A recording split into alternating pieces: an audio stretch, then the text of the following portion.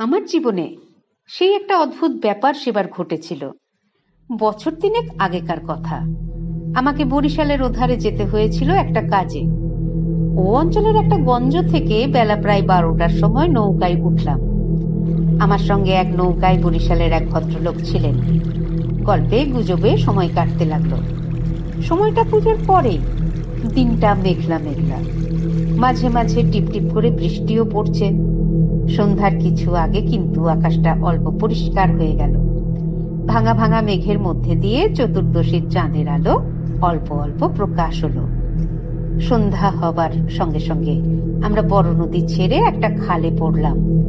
শোনা গেল খালটা সেখান থেকে আরম্ভ হয়ে নোয়াখালীর উত্তর দিয়ে একেবারে মেঘনায় মিশেছে। পূর্ববঙ্গে সেই আমার নতুন যাওয়া।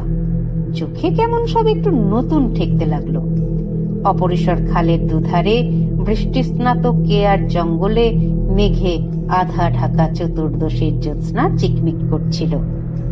মাঝে মাঝে নদীর ধারে বড় বড় মাঠ, সটি, বেত, ফার্ন গাছের বন জায়গায় জায়গায় খালের জলে ঝুঁকে পড়েছে। বাইরে একটু ঠান্ডা থাকলেও আমি ছুঁয়ের বাইরে বসে দেখতে দেখতে যাচ্ছিলাম। বরিশালের সে অংশটা সুন্দরবনের কাছাকাছি। ছোট ছোট খাল ও নদীর চারিধারে। সমুদ্র খুব দূরে নয়, 10-15 মাইল দক্ষিণ পশ্চিমে হাতিয়া ও সন্দ্বীপ। আর একটু রাত হলো। খালের দুপারের নির্জন জঙ্গল অস্ফুট জ্যোৎস্নায় কেমন যেন অদ্ভুত দেখাতে লাগলো। এ অংশে লোকের বসতি একেবারে নেই, শুধু ঘন বন আর জলের ধারে বড় বড় হোগলা গাছ। আমার সঙ্গী বললেন, এত রাতে বাইরে থাকবেন না, আসুন ছইয়ের মধ্যে। এসব জঙ্গলে বুঝলেন না। তারপর তিনি সুন্দরবনের নানা গল্প করতে লাগলেন। তারা কাকা নাকি ফরেস্ট ডিপার্টমেন্টে কাজ করতেন। তারই লঞ্চে করে তিনি একবার সুন্দরবনের নানা অংশে বেরিয়েছিলেন। সেই সব গল্প। রাত প্রায় 12টার কাছাকাছি হলো। মাঝি আমাদের নৌকায় ছিল মোটে একটি। সে বলে উঠল, বাবু, একটু এগিয়ে গিয়ে বড় নদী পড়বে। এত রাতে একা সে নদীতে পাড়ি জমাতে পারবো না, এখানেই নৌকো রাখি। নৌকো সেখানে বাঁধা হলো। এদিকে বড় বড় গাছের আড়ালে চাঁদ অস্ত গেল। দেখলাম অপ্রশস্ত খালের দুধারেই অন্ধকার ঢাকা ঘন জঙ্গল। চারিদিকে কোনো শব্দ নেই। পতঙ্গগুলো পর্যন্ত চুপ করেছে। সঙ্গীকে বললুম, মশাই, এই তো সরু খাল, পাড় থেকে বাঘ লাফিয়ে পড়বে না তো নৌকার উপর? সঙ্গী বললেন, না পড়লেই আশ্চর্য হব। শুনে অত্যন্ত পুলকে ছইয়ের মধ্যে ঘেঁষে বসলুম। খানিকটা বসে থাকবার পর সঙ্গী বললে, আসুন একটু শোয়া যাক। ঘুম তো হবে না, আর ঘুমোনো ঠিকও হবে না। আসুন একটু চোখ বুজে থাকি। খানিকটা চুপ করে থাকবার পর সঙ্গীকে ডাকতে গিয়ে দেখি তিনি ঘুমিয়ে পড়েছেন। মাঝিও জেগে আছে বলে মনে হলো না। ভাবলাম, তবে আমি বা কেন মিথ্যে মিথ্যে জেগে থাকি। তারপর যা ঘটল সে আমার জীবনের এক অদ্ভুত অভিজ্ঞতা।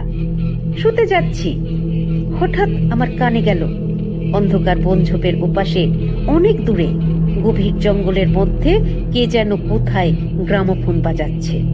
তাড়াতাড়ি উঠে বসলাম। গ্রামোফোন? এ বনে এত রাত্রে গ্রামোফোন বাজাবে কে? কান পেতে শুনলাম, গ্রামোফোন না। অন্ধকারে হিজল হিমতাল গাছগুলো যেখানে খুব ঘন হয়ে আছে, সেখান থেকে কারা যেন উচ্চ কণ্ঠে আর্ত করুণ সুরে কি বলছে। খানিকটা মনে হলো সেটা একাধিক লোকের সমবেত কণ্ঠস্বর। প্রতিবেশীর তেতলার ছাদে গ্রামোফোন বাজলে যেমন খানিকটা স্পষ্ট, খানিকটা অস্পষ্ট, অথচ বেশ একটা একটানা সুরের ঢেউ এসে কানে পৌঁছয়, এও অনেকটা সেই ভাবের। মনে হলো যেন কতকগুলো অস্পষ্ট বাংলা ভাষার শব্দও কানে এলো, কিন্তু ধরতে পারা গেল না কথাগুলো কি। শব্দটা মাত্র মিনিট খানেক স্থায়ী হলো। তারপরে অন্ধকার বনভূমি যেমন নিস্তব্ধ ছিল, আবার তেমনি নিস্তব্ধ হয়ে গেল। তাড়াতাড়ি ছইয়ের বাইরে এলাম। চারপাশের অন্ধকার ঝিঙের বিচির মতন কালো। বনভূমি নীরব। শুধু নৌকার তলায় ভাটার জল কল কল করে বাঁধছে। আর শেষ রাত্রের বাতাসে জলের ধারে কেয়া ঝোপে এক প্রকার অস্পষ্ট শব্দ হচ্ছে। পাড় থেকে দূরে হিজল গাছের কালো গুঁড়িগুলোর অন্ধকারে এক অদ্ভুত চেহারা হয়েছে। ভাবলাম সঙ্গীদের ডেকে তুলি, আবার ভাবলাম বেচারিরা ঘুমাচ্ছে, ডেকে কি হবে, তার চেয়ে বরং নিজে জেগে বসে থাকি। দাঁড়িয়ে দাঁড়িয়ে একটা সিগারেট ধরালাম, তারপর আবার ছয়ের মধ্যে ঢুকতে যাব। এমন সময় সেই অন্ধকারে ঢাকা বিশাল বনভূমির কোনো অংশ থেকে সুস্পষ্ট উচ্চ আর্ত করুণ ঝিঝি পোকার রবের মতো তীক্ষ্ণ স্বর তীরের মতন জমাট অন্ধকারের বুক চিরে আকাশে উঠল।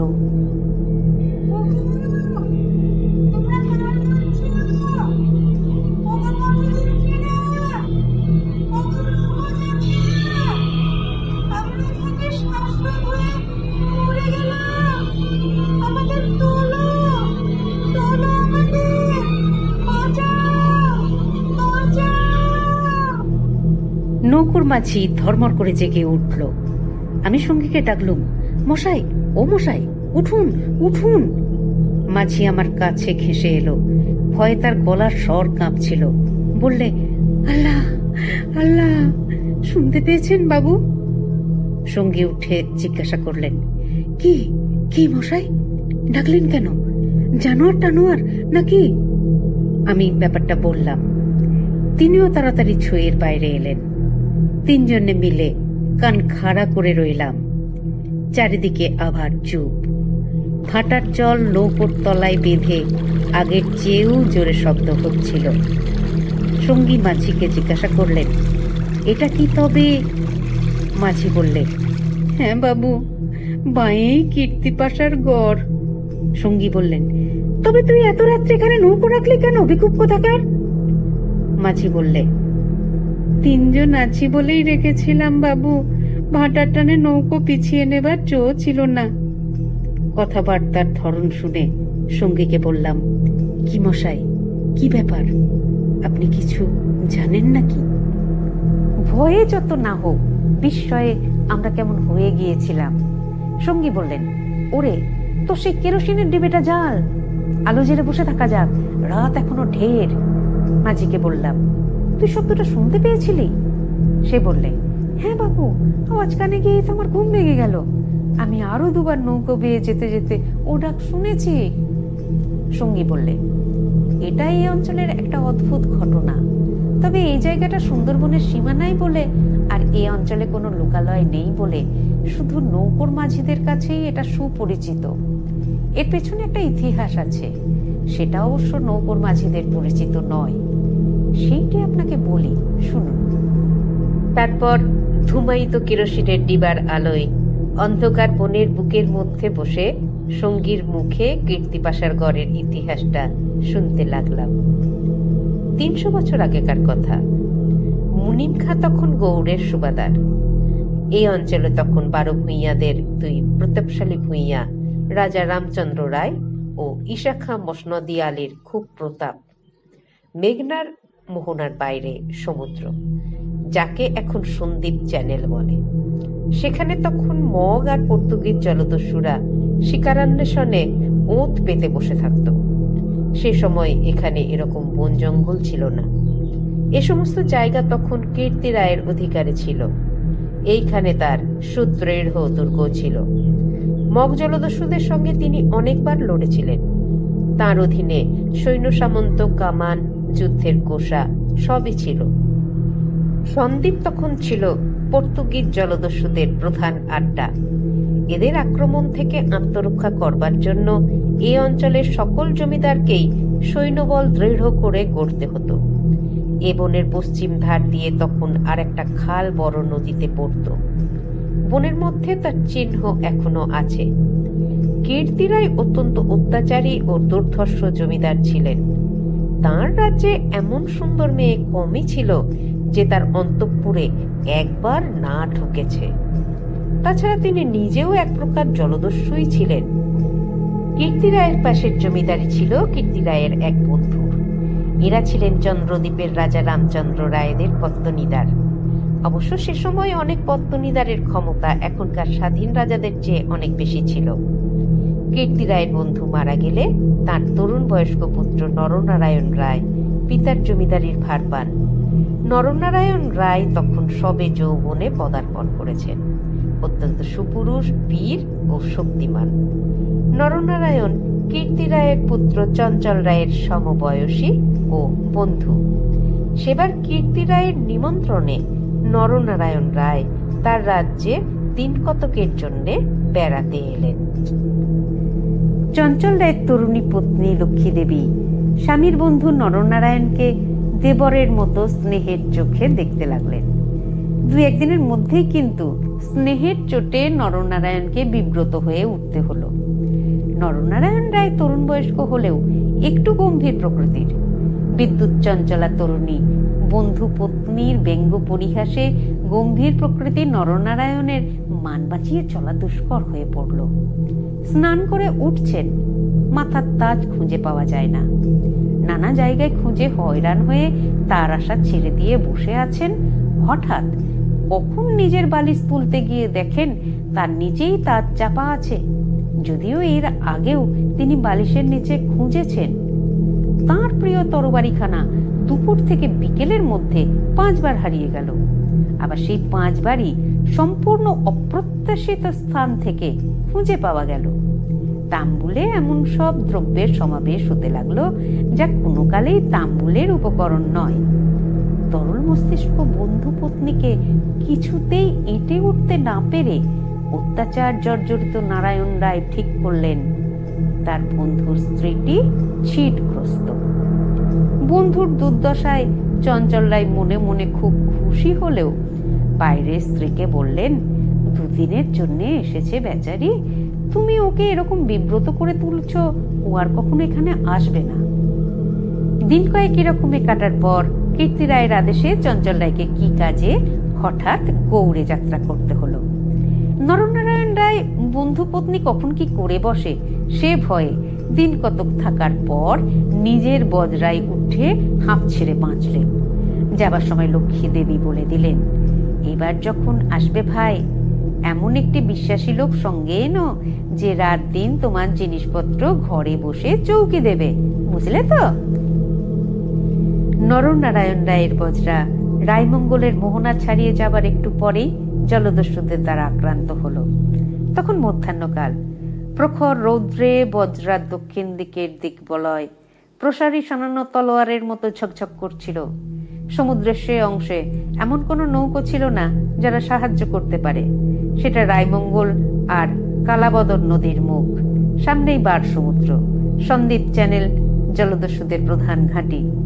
নরনারায়ণের বজরার রক্ষীরা কেউ হত হলো, কেউ সাংঘাতিক জখম হলো।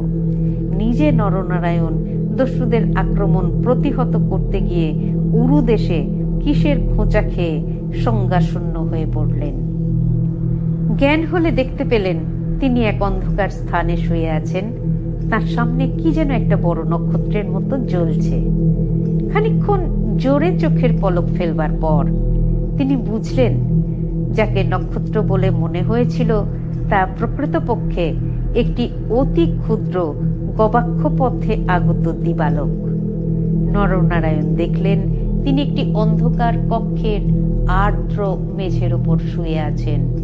ঘরের দেওয়ালের স্থানে স্থানে শ্যাওলার দল গজিয়েছে। আরো কদিন, আরো রাত কেটে গেল। কেউ তার জন্য কোনো খাদ্য আনলে না। তিনি বুঝলেন যারা তাকে এখানে এনেছে তাকে না খেতে দিয়ে মেরে ফেলাই তাদের উদ্দেশ্য। মৃত্যু সামনে, নির্মম মৃত্যু। সেদিনও কেটে গেল। আঘাতজনিত ব্যথায় এবং ক্ষুধা তৃষ্ণায় অবসন্ন দেহ নরনারায়ণের চোখের সামনে থেকে গবাক্ষ পথের শেষ দিবালোক মিলিয়ে গেল। তিনি অন্ধকার ঘরের পাষাণ শয্যায় ক্ষুধা কাতর দেহ প্রসারিত করে অধীরভাবে মৃত্যুর অপেক্ষা করতে লাগলেন।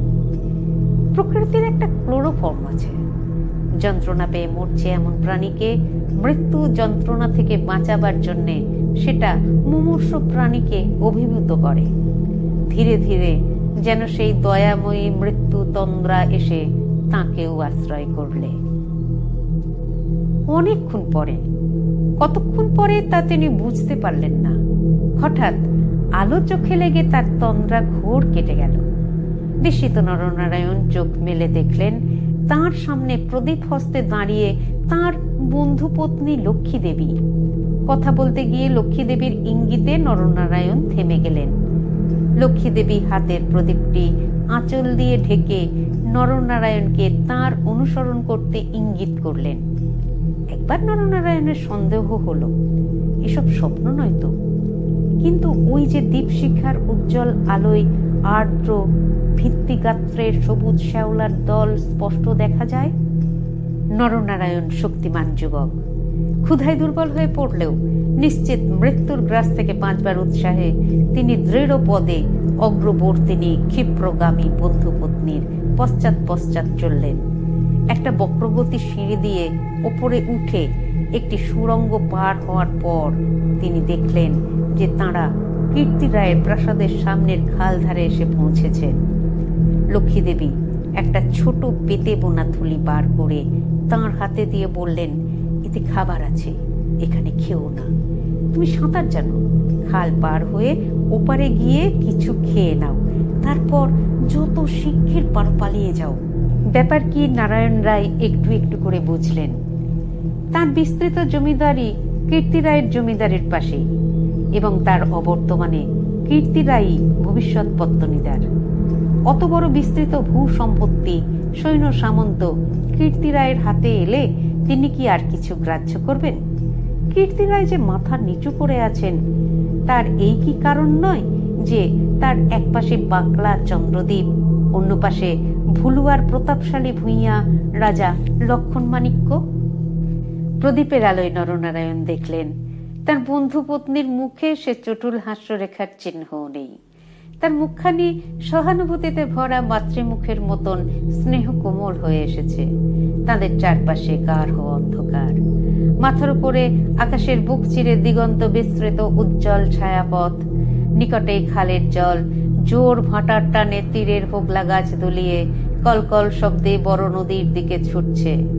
নরনারায়ণ আবেগপূর্ণ সুরে জিজ্ঞাসা করলেন, বউ ঠাকুরন, চঞ্চল কি এর মধ্যে আছে? লক্ষ্মী দেবী বললেন, না ভাই, তিনি কিছু জানেন না, এসব শ্বশুর ঠাকুরের কীর্তি, এজন্যেই তাকে অন্য জায়গায় পাঠিয়েছেন। এখন আবার মনে হচ্ছে গৌটোর সব মিথ্যে। নরনারায়ণ দেখলেন লজ্জায় দুঃখে তার বন্ধু পত্নীর মুখ বিবর্ণ হয়ে উঠেছে। লক্ষ্মী দেবী আবার বললেন, আমি আজ জানতে পারি খিড়কিগড়ের পাইক সর্দার আমায় মা বলে, তাকে দিয়ে দুপুর রাতের পাহারা সব সরিয়ে রেখে দিয়েছিলাম, তাই। নরনারায়ণ বললেন, বউ ঠাকুরন, আমার এক বোন ছোটবেলায় মারা গিয়েছিল, তুমি আমার সেই বোন আজ আবার ফিরে এলে। লক্ষ্মী দেবীর পদ্মের মতন মুখখানি চোখের জলে ভেসে গেল। একটু ইতস্তত করে বললেন, ভাই, বলতে সাহস পাইনে, তবু একটা কথা বলছি, বোন বলে যদি রাখো। নরনারায়ণ জিজ্ঞাসা করলেন, কি কথা বউ ঠাকুরন? লক্ষ্মী দেবী বললেন, তুমি আমার কাছে বলে যাও ভাই যে শ্বশুর ঠাকুরের কোনো অনিষ্ট চিন্তা তুমি করবে না। নরনারায়ণ রায় একটু কি ভাবলেন, তারপর বললেন, তুমি আমার প্রাণ দিলে বউ ঠাকুরন, তোমার কাছে বলে যাচ্ছি, তুমি বেঁচে থাকতে আমি তোমার শ্বশুরের কোনো অনিষ্ট চিন্তা করব না। বিদায় নিতে গিয়ে নরনারায়ণ একবার জিজ্ঞাসা করলেন, বউ ঠাকুরন, তুমি ফিরে যেতে পারবে তো? লক্ষ্মী দেবী বললেন, আমি ঠিক যাব, তুমি কিন্তু যত দূর পারো সাঁতরে গিয়ে তারপর ডাঙায় উঠে চলে যেও। নরনারায়ণ রায় সেই ঘন কৃষ্ণ অন্ধকারের মধ্যে নিঃশব্দে খালের জলে পড়ে মিলিয়ে গেলেন। লক্ষ্মী দেবীর প্রদীপটা অনেকক্ষণ বাতাসে নিভে গিয়েছিল। তিনি অন্ধকারের মধ্যে শ্বশুরের গড়ের দিকে ফিরলেন। একটু দূরে গিয়ে তিনি দেখতে পেলেন পাশের ছোট খালটায় দুখানা ছিপ মশালের আলোয় সজ্জিত হচ্ছে। ভয়ে তার বুকের রক্ত জমে গেল। সর্বনাশ! ওরা কি তবে জানতে পেরেছে? দ্রুত পদে অগ্রসর হয়ে গুপ্ত সুড়ঙ্গের বুকে এসে তিনি দেখলেন সুড়ঙ্গের পথ খোলাই আছে। তিনি তাড়াতাড়ি সুড়ঙ্গের মধ্যে ঢুকে পড়লেন। কীর্তি রায় বুঝতেন, নিজের হাতের আঙুলও যদি বিষাক্ত হয়ে ওঠে তো তাকে কেটে ফেলাই সমস্ত শরীরের পক্ষে মঙ্গল। পরদিন আবার দিনের আলো ফুটে উঠল, কিন্তু লক্ষ্মী দেবীকে আর কোনো দিন কেউ দেখেনি। রাতের হিংস্র অন্ধকার তাকে গ্রাস করে ফেলেছিল। নরনারায়ণ রায় নিজের রাজধানীতে বসে সব শুনলেন। গুপ্ত সুড়ঙ্গের দুধারের মুখ বন্ধ করে কীর্তি রায় তার পুত্রবধূর শ্বাস রোধ করে তাকে হত্যা করেছেন শুনে তিনি চুপ করে রইলেন। এর কিছুদিন পরে তার কানে গেল বাসুন্ডার লক্ষণ রায়ের মেয়ের সঙ্গে শীঘ্র চঞ্চলের বিয়ে। সেদিন রাত্রে চাঁদ উঠলে নিজের প্রাসাদ শিখরে বেড়াতে বেড়াতে চারিদিকে শুভ্র সুন্দর আলোয় সাগরের দিকে দৃষ্টিপাত করে দৃঢ়চিত্ত নরনারায়ণ রায়েরও চোখের পাতা যেন ভিজে উঠল। তার মনে হলো তার অভাগিনী বউ ঠাকুরানীর হৃদয় নিঃসারিত নিষ্পাপ অকলঙ্ক পবিত্র স্নেহের ঢেউয়ে সারা জগৎ ভেসে যাচ্ছে। মনে হলো তাঁরই অন্তরের শ্যামলতায় জ্যোৎস্না ধৌত বনভূমির অঙ্গে অঙ্গে শ্যামল সুন্দর স্ত্রী। নীরব আকাশের তলে তাঁরই চোখের দুষ্টু হাসিটি তারায় তারায় নবমল্লিকার মতন ফুটে উঠেছে। নরনারায়ণ রায়ের আগের পূর্বপুরুষেরা ছিলেন দুর্ধর্ষ ভূম্যধিকারী দস্যু। হঠাৎ পূর্বপুরুষের সেই বর্বর রক্ত নরনারায়ণের ধমনীতে নেচে উঠল। তিনি মনে মনে বললেন, আমার অপমান আমি ভুলেই গিয়েছিলাম বউ ঠাকুরুন, কিন্তু তোমার অপমান আমি সহ্য করব না কখনো। কিছুদিন কেটে গেল। তারপর একদিন এক শীতের ভোর রাত্রের কুয়াশা কেটে যাওয়ার সঙ্গে সঙ্গে দেখা গেল কীর্তি রায়ের গড়ের খালের মুখ ছিপে স্থুলুপে জাহাজে ভরে গিয়েছে। তোপের আওয়াজে কীর্তি রায়ের প্রাসাদ দুর্গের ভিত্তি ঘন ঘন কেঁপে উঠতে লাগল। কীর্তি রায় শুনলেন আক্রমণকারী নরনারায়ণ রায়, সঙ্গে দুরন্ত পর্তুগিজ জলদস্যু সেবাস্টিও গঞ্জালেস। উভয়ের সম্মিলিত 40খানা কোষা খালের মুখে চড়াও হয়েছে। পুরো বহরের বাকি অংশ বাহির নদীতে দাঁড়িয়ে। এ আক্রমণের জন্য কীর্তি রায় পূর্ব থেকে প্রস্তুত ছিলেন। কেবল প্রস্তুত ছিলেন না নরনারায়ণের সঙ্গে গঞ্জালেসের যোগদানের জন্য। রাজা রামচন্দ্র রায় এবং রাজা লক্ষণ মাণিক্যের সঙ্গে গঞ্জালেসের কয়েক বৎসর ধরে শত্রুতা চলে আসছে। এই অবস্থায় গঞ্জালেস যে তাঁদের পত্তনিদার নরনারায়ণ রায়ের সঙ্গে যোগ দেবে, এ কীর্তি রায়ের কাছে সম্পূর্ণ অপ্রত্যাশিত ঘটনা। তাহলেও কীর্তি রায়ের গড় থেকেও তোপ চলল। গঞ্জালেস সুদক্ষ নৌবীর। তার পরিচালনায় 10খানা সুলুপ চড়া ঘুরে গড়ের পাশের ছোট খালে ঢুকতে গিয়ে কীর্তি রায়ের নৌমারার এক অংশ দ্বারা বাধাপ্রাপ্ত হল। গড়ের কামান সেদিকে এত প্রখর যে খালের মুখে দাঁড়িয়ে থাকলে বহর মারা পড়ে। গঞ্জালেস 2খানা কামানবাহী সুলুপ ছোট খালের মুখে রেখে বাকিগুলো সেখান থেকে ঘুরিয়ে এনে চড়ার পেছনে দাঁড় করালে। গঞ্জালেসের অধীনস্থ অন্যতম জলদস্যু মাইকেল রোজারিও ডি ভেগা এই ছোট বহর খালের মধ্যে ঢুকিয়ে গড়ের পশ্চিম দিক আক্রমণ করার জন্য আদিষ্ট হল। অতর্কিত আক্রমণে কীর্তি রায়ের নৌমারা শত্রুবহর কর্তৃক ছিপি সাঁটা বোতলের মতন খালের মধ্যে আটকে গেল। বার নদীতে গিয়ে যুদ্ধ দেখার ক্ষমতা তাদের আদৌ রইল না। তবুও তাদের বিক্রমে রোজারিও অনেকক্ষণ পর্যন্ত কিছু করে উঠতে পারলে না। কীর্তি রায়ের নৌবহর দুর্বল ছিল না। কীর্তি রায়ের গড় থেকে পর্তুগিজ আড্ডা সন্দ্বীপ খুব দূরে নয়, কাজেই কীর্তি রায়কে নৌবহর সুদৃঢ় করে করতে হয়েছিল। বৈকালের দিকে রোজারিওর কামানের মুখে গড়ের পশ্চিম দিকটা একেবারে হুমড়ি খেয়ে পড়ে গেল। নরনারায়ণ রায় দেখলেন প্রায় 30খানা কোষা জখম অবস্থায় খালের মুখে পড়ে। কীর্তি রায়ের গড়ের কামানগুলো সব চুপ। নদীর দুপার ঘিরে সন্ধ্যা নেমেছে। উচ্চে নিস্তব্ধ নীল আকাশে কেবলমাত্র এক ঝাঁক শকুনি কীর্তি রায়ের গড়ের উপর চক্রাকারে ঘুরছে। হঠাৎ বিজয়োন্মত্ত নরনারায়ণের চোখের সম্মুখে বন্ধুপত্নীর বিদায়ের রাতের সন্ধ্যার পদ্মের মতন বিষাদ ভরা ম্লান মুখখানি, কাতর মিনতিপূর্ণ সেই চোখ দুটি মনে পড়ল। তীব্র অনুশোচনায় তার মন তখনই ভরে উঠল। তিনি করেছেন কি? এইরকম করেই কি তিনি তার স্নেহময়ী প্রাণদাত্রীর শেষ অনুরোধ রাখতে এসেছেন? নরনারায়ণ রায় হুকুম জারি করলেন, কীর্তি রায়ের পরিবারের এক প্রাণীরও যেন প্রাণহানি না হয়। একটু পরেই সংবাদ এলো, গড়ের মধ্যে কেউ নেই। নরনারায়ণ রায় বিস্মিত হলেন। তিনি তখনই নিজে গড়ের মধ্যে ঢুকলেন। তিনি এবং গঞ্জালেস গড়ের সমস্ত অংশ তন্ন তন্ন করে খুঁজলেন। দেখলেন সত্যিই কেউ নেই। পর্তুগিজ বহরের লোকেরা গড়ের মধ্যে লুটপাট করতে গিয়ে দেখলে মূল্যবান দ্রব্যাদি বড় কিছু নেই। পরদিন দ্বীপ্রহর পর্যন্ত লুটপাট চলল।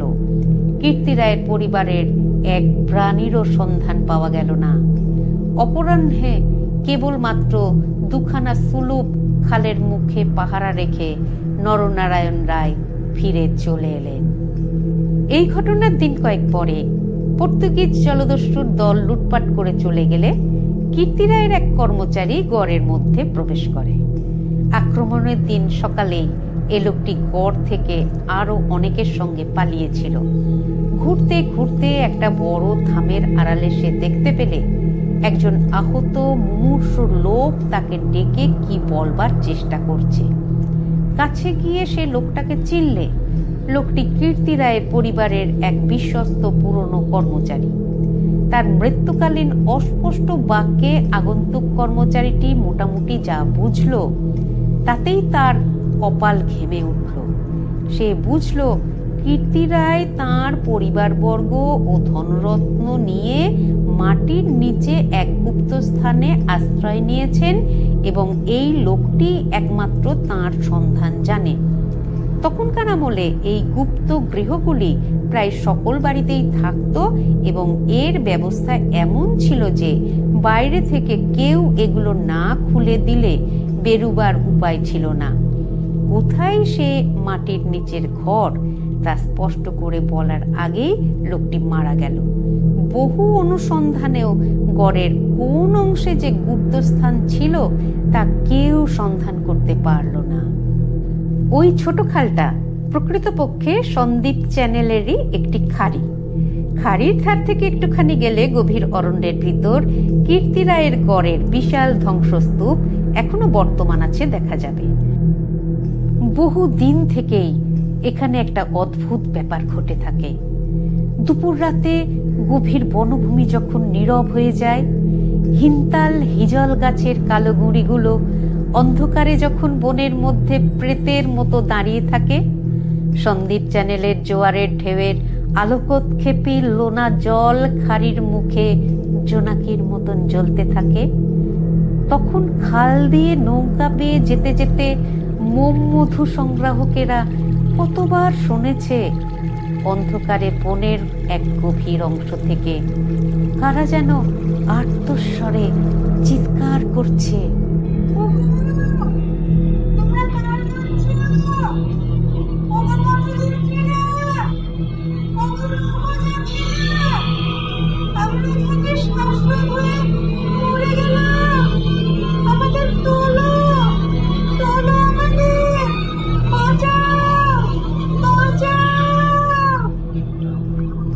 ভয়ে বেশি রাত্রে এ পথে কেউ নৌকা বাইতে চায় না।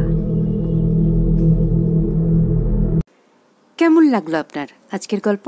যদি ভালো লেগে থাকে তো চ্যানেলটা সাবস্ক্রাইব করে সঙ্গে থাকতে একদম ভুলবেন না। সুস্থ থাকুন, আনন্দে থাকুন, আর অপেক্ষা থাকুক পরবর্তী গল্পের।